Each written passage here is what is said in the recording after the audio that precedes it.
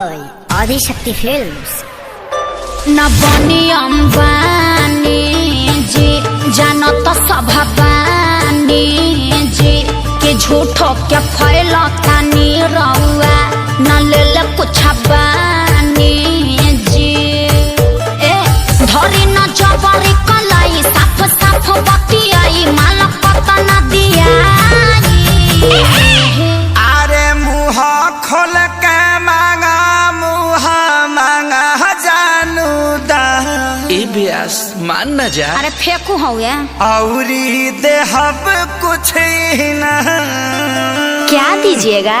2 रुपया हो 2 रुपया आ गए लौकात पर 2 रुपया हो 2 रुपया हम जानता नहीं बोरा में अकेले 2 रुपया हो बोरा में अकेले 2 रुपया हो उमर हिला के पौने 2 रुपया बोरा में अकेले 2 रुपया उमर हिला के पौने 2 रुपया। अरे अब विवेक जी फिर से आई तो गौरा में क्या देना चुआता पसीना भेजल समीज हो बाटे ना कि भेजल समीज हो बाटे ना कि भीतरे रोबे सब चीज भेजल समीज हो बाटे ना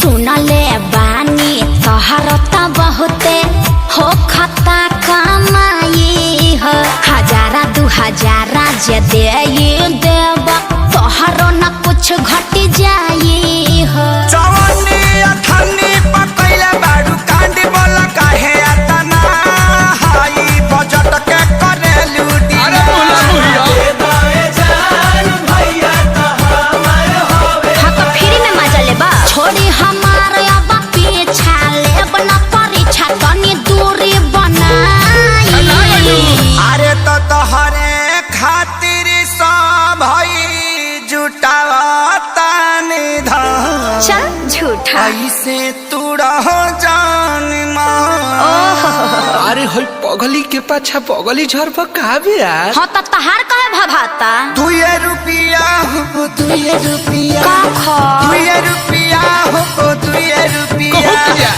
बोरा में अकेले 2 रुपया हो बोरा में अकेले 2 रुपया तो महिला के पौने 2 रुपया ना होई बोरा में अकेले 2 रुपया ओ महिला के पौने 2 रुपया। तू लोग कीप साइलेंट रहबा लोग की ना काहे खातिर अपना कमाइला एगो झुमका बना पेन्हाइला जीवन बीमा तोहरो कराई हो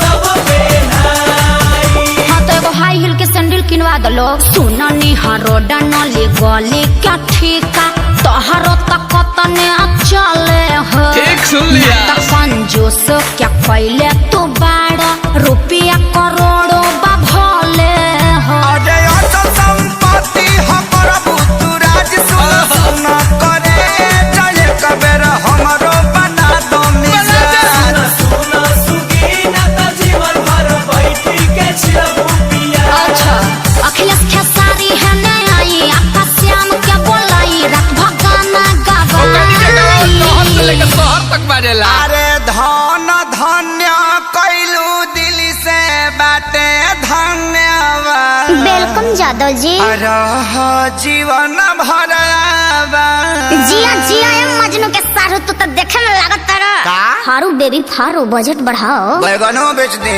बेच दो 2 रुपया होते 2 रुपया 2 रुपया होते